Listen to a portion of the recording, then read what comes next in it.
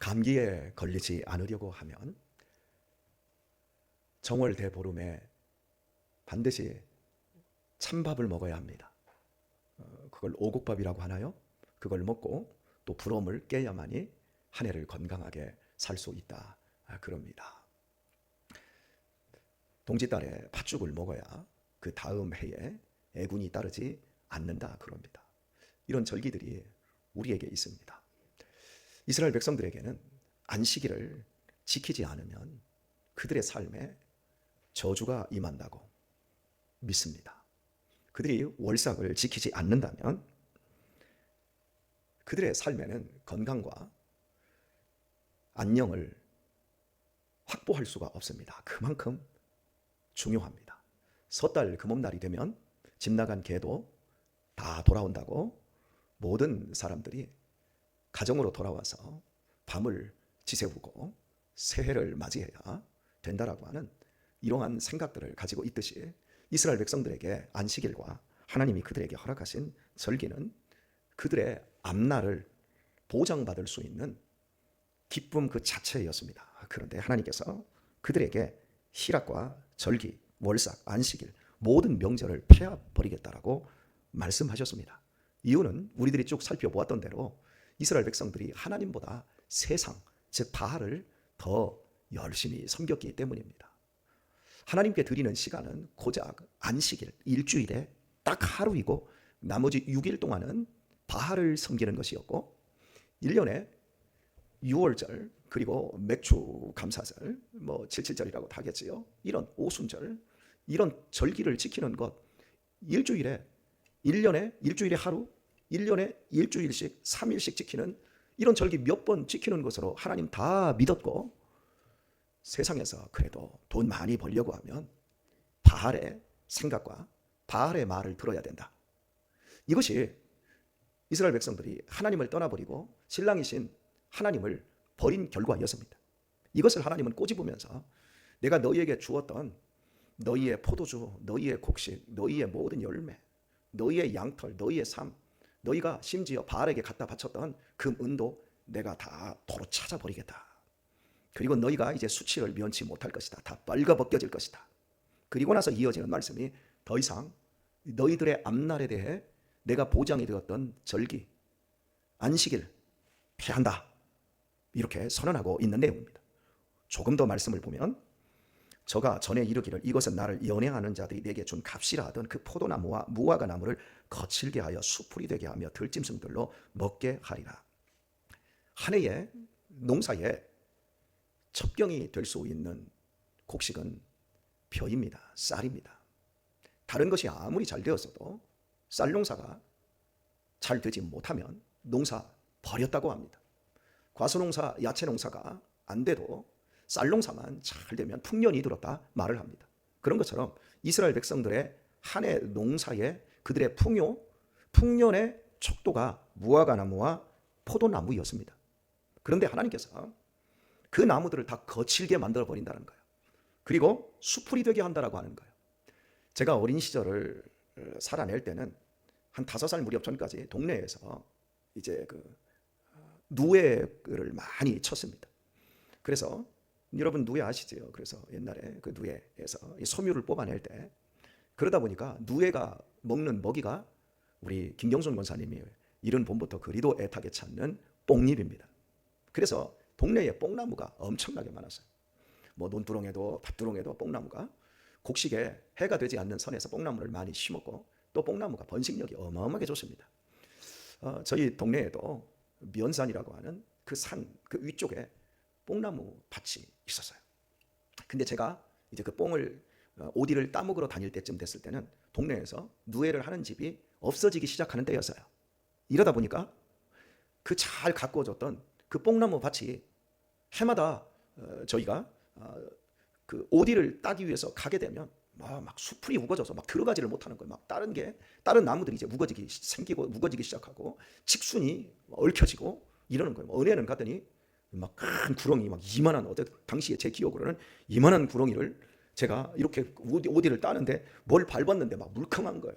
근데 구렁이 이만한 게 밟힌 거예요. 막 혼비백산했지 않았겠습니까? 이렇게 하면서 누에 농사가 없어지면서 이제 결국에는 뱀 얘기했으니까 안 물렸어요.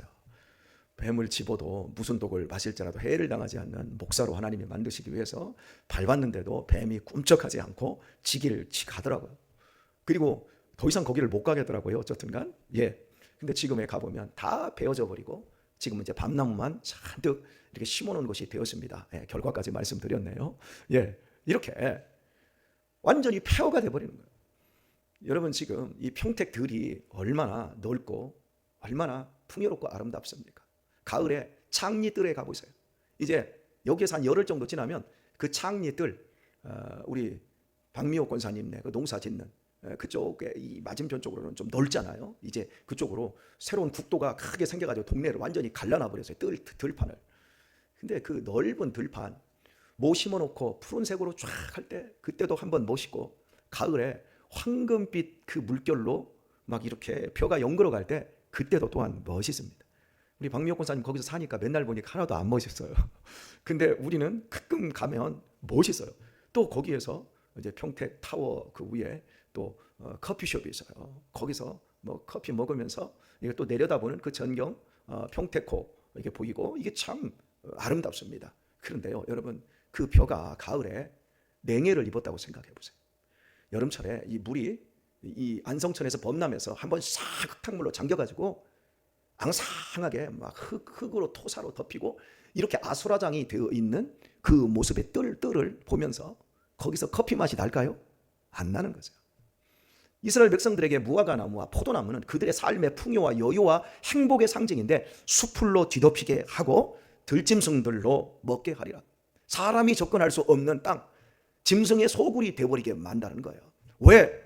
하나님을 섬기는 신앙을 우습게 생각한 이스라엘 백성들, 그들이 심은 대로, 그들이 꿈꾼 대로 해주겠다라는 거예요. 사랑하는 교회 여러분, 오늘 대한민국이 2024년 4월 30일 대한민국이 오늘 영적으로 어둡고 정치적으로 동성애라든지 차별금지법이라고 하는지 이런 것들이 포장되어서 대한민국의 미래를 완전히 박살내고 있는 경제적인 이 어려움과 고통의 이 현실은 30년 전 우리들이 꿈꾼 대로 되어버린 겁니다. 여러분, 30년 전 우리가 무슨 꿈을 꾸었어요? 여러분이 지금 30년 전이면 젊은 때였어요. 저는 20대 중반이었고 여러분은 30대 중반, 후반, 또 40대 중반 이랬을 때예요. 그때 여러분이 무슨 꿈 꾸었어요? 나도 내 집 하나 마련해보자. 나도 내 차 한번 타보고 다니자. 버스 타고 다니고 걸어 다니고 새빵살이 할 때 우리 믿는 믿음의 사람들의 꿈이 집 한 채 갖고 나도 내 차 한번 가져보자가 꿈이었습니다. 아니라고요. 내 자식 잘 되고 내 자식 좋은 대학 가고 나도 좀 통장에 돈 좀 넣어놓고 한번 살아보자. 이게 우리들의 꿈이었어요. 우리 교회의 믿음의 사람들의 꿈이었지 않나 싶어요. 너무 제가 몰아가는 기분이지만 저는 크게 벗어나지 않았다고 생각합니다. 그런데 그때 30년 전, 40년 전에 주사파들의 꿈이 뭐였습니까? 민주노총의 꿈이 뭐였습니까? 대한민국을 사회주의 나라로 바꾸겠다라고 하는 꿈을 그들은 가지고 자신들의 삶을 거기에 던져버리고 투쟁하고 경찰에 쫓기고 검찰에 쫓기고, 그러면서도 그들이 오늘 우리나라의 정치와 우리나라의 사회의 그 모든 것들을 다 장악을 해버렸어요. 우리나라 학교를 다 장악해버려서 아이들에게 어려서부터 동성애를 가르쳐주고 아이들에게 어린 시절부터 콘돔 사용법과 그리고 아이들에게 남녀의 성적 교합은 마치 운동, 게임하는 것과 똑같이 가르쳐줘 버렸어요. 지금 이렇게 아이들이 배워가고 있어요. 그들의 꿈대로 이루어진 거예요. 우리는 집 한 채 갖고 차 한 대 굴리고 싶을 때, 이런 꿈을 꿀 때 저들의 꿈이 우리의 꿈보다 더 컸던 거예요. 나라를 향한 꿈이. 우리의 꿈은 그렇게 집 한 채 갖고 차 한 대 갖고 그럴 때 선교사님 열심히 지원하자. 그래서 선교사님들은 엄청나게 해외로 많이 보냈지만 우리나라를 바꿀 우리의 미래에 영향 있는 자본들인 다음 세대들을 키워내지 못한 거예요. 부모의 꿈이 고작 차 한 대 갖고 내 집 하나 갖고 니네는 이 다음에 엄마 아빠 걱정하지 말고 니네나 잘 먹고 잘 살면 돼. 그래서 오늘 젊은 세대들이 교회를 다 떠나버린 거예요. 마음 아프지 않습니까? 너무 속상하지 않습니까? 오늘 본문의 말씀대로 하나님께서 들짐승들로 먹게 하리라. 사랑하는 교회 여러분, 지금 다른 교회들 가보세요. 아니, 우리 교회도 크게 다르지 않아요. 다음 세대들이 없어졌어요. 조금 있으면 들짐승들만 가득한 폐허가 된 교회들이, 짐승의 소굴로 변해버린 그런 교회들이 많이 나올 겁니다. 지금도 그러고 있으니까요. 그 웅장했던 건물들이 이단으로 넘어가고 큰 커피숍으로 다 바뀌어버리고, 심지어 호텔로 바뀌어버리고, 저기 익산에 갔더니 그렇게 오래되고 그렇게 좋았던 그 교회 건물이 1층은 중국집, 2층은 카페가 돼버렸더라고요. 밥을 먹으러 가다가 보니까 중국집이 되어 있는 거예요. 저기요, 왜 그럽니까? 문 닫았다라는 거예요. 우리가 믿음 안에서 아름다운 꿈을 꿔야 될 줄 믿습니다. 여러분, 돈 버는 거 중요하고 내 집 마련하는 거 소중한 겁니다. 내 차 타고 다니는 거 정말 귀한 겁니다. 그런데요, 내 집을 마련하는 것보다 더 중요한 것은 내 인생에 내 믿음의 집을 얼마나 잘 짓느냐가 더 중요한 거예요. 내 가문을 얼마나 모래가 아닌 믿음의 반석 위에 올려놓는 것이 더 중요한 거예요. 내가 자동차 타고 다니는 것보다 사랑하는 교회 여러분 100살, 120살 때까지 내 발로 걸어 다닐 수 있는 힘을 비축하는 것이 더 중요한 겁니다. 앉아있고 여기에서 500m도 버스를 타고 다니고 걷기를 죽기보다도 싫어하는 젊은이들 어때요 여러분? 그렇게 왜 펄펄 남느님 그렇게 힘들게 일주일 동안 일하고 우리 엄태경 장로님은 왜 오산천을 그렇게 걷습니까? 여기 계신 분들 하루에 어떻게 해서라도 걸으려고 하는 이유가 뭐예요? 이제 우리는 새로운 꿈을 꾸고 있는 거예요. 여러분, 좋은 차 탈 필요 없어요. 고장나면 걸어 다니면 돼요. 새벽에 우리 엄장로님, 고명장 오사님 오산에서 걸어오시면 돼요. 걸어오기 싫으면 이사 오시면 되고. 여러분, 걷는 축복 위대한 축복입니다. 걸을 수 있는 거 행복입니다. 여러분, 제가 느낀 건 어제 저녁에 참 한숨도 못 자고 꼴딱 세우고 왔어요. 잠이 안 오는 거. 미치겠는 거야. 이 책을 읽다 보면 잠 오겠지. 책을 다 읽도록 잠이 안 오는 거야. 그래서 잠을 세워버렸어요. 여러분, 내 좋은 집 마련하는 것보다 머리만 대면 아무 데서나 잘 수 있는 잠이 더 중요하더라고요.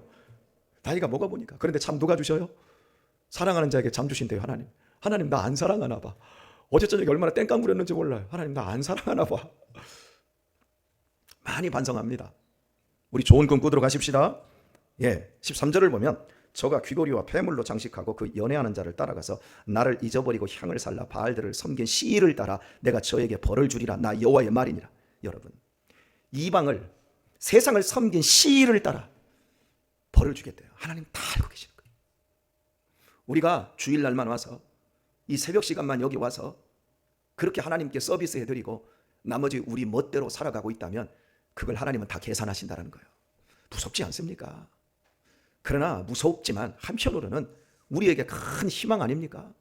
우리가 매 순간 매 시간들 하나님을 향하여 있고 하나님의 말씀대로 살려고 한다면 그 시일을 하나님이 다 계산하셔서 우리에게 복의 복을 더하여 주시리라 믿습니다.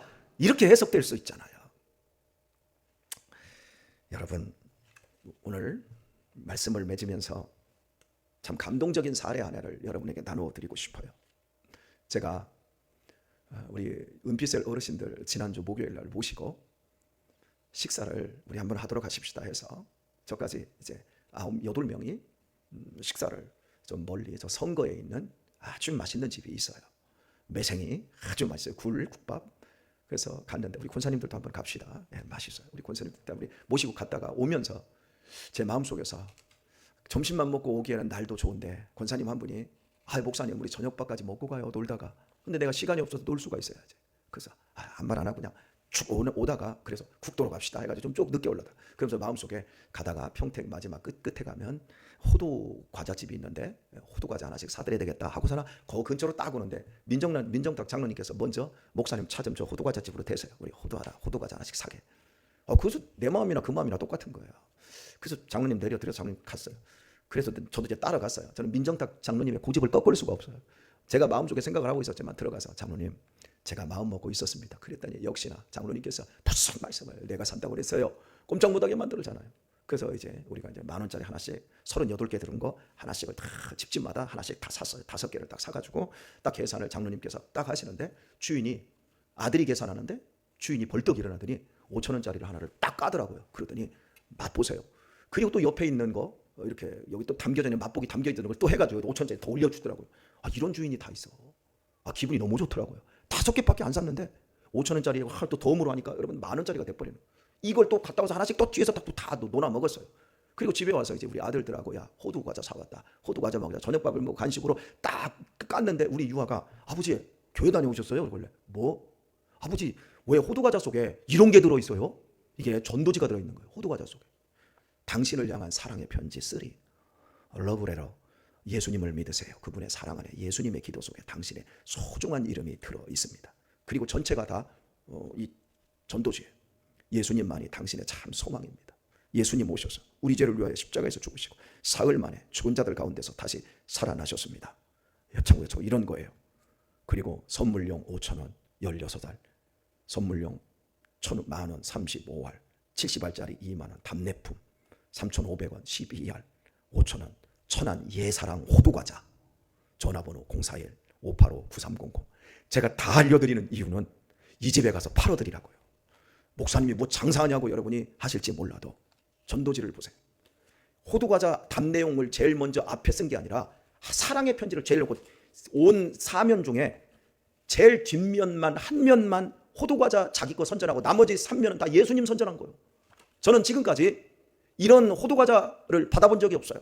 그 자리에서 제가 그랬습니다. 우리 기도해 주자. 눈 감아.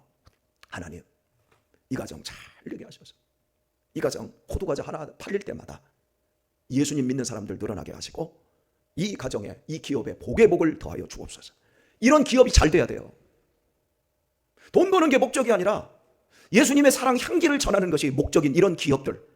얼마 전에 송탄에 사모님이 암으로 투병하는 목사님이 계세요. 그분하고 밥을 먹는데 항암 치료를 받으면서 사모님이 너무 힘들어하셔서 항암 전문 치료병원이 있대요.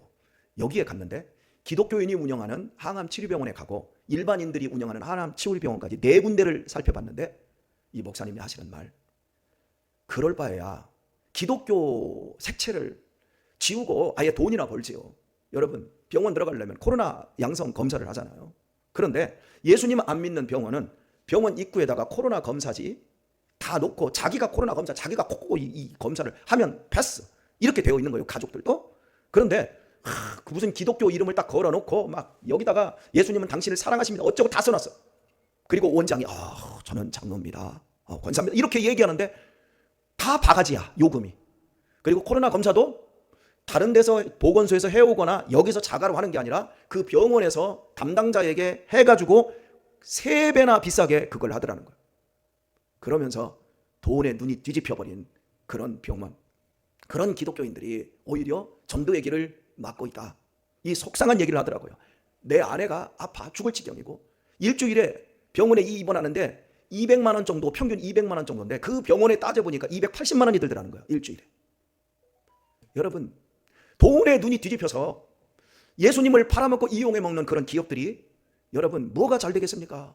오늘 제 설교 들어야 돼요. 그런 기업들이. 여러분 하나님은 떡 먹고 알 먹기 식으로 당신의 영광과 당신의 사랑과 당신의 은혜를 배신하는 사람들을 하나님은 다 기억하십니다. 그리고 꽁도 못 먹고 알도 못 먹는다 할지라도 주님의 사랑이라면 내가 주님의 햇빛을 주님의 빛을 증거하는 그 일에 내 인생이 쓰임받는다면 하나님 거름되겠습니다, 손해보겠습니다 라고 하는 사람들 역시 하나님이 기억해 주신다는 사실입니다. 돈 많이 벌어서 명품 치장하는 것을 꿈꾸지 마세요. 제발. 오늘날 젊은 사람들이 우리는 예전에 집안채 갖고 차 하나 갖는 게 꿈이었지만 오늘날의 젊은 크리스찬들은 명품 소지하고 메이커 소지하고 최소한 1년에 한 번 정도 해외여행 다니는 것을 목표로 삼고 있는데 여러분 그런 목표 삼지 마세요. 우리를 참된 그리스도인으로 만들어갈 수 있는 이 일에 꿈꾸실 수 있기를 축복합니다. 꿈대로 되어집니다. 하나님은 우리를 다 계산하고 계십니다. 이하로도 온전히 하나님이 기뻐하는 삶을, 기뻐하는 꿈 안에서 그 꿈의 꿈을 넘어가는 하나님의 기억하심을 여러분 꼭 생각하시고 말과 삶의 목표가 하나님이 보실 때 눈에 아파도 너도 아프지 않을 그런 아름다운 삶을 살아내시기를 예수님의 이름으로 축원합니다.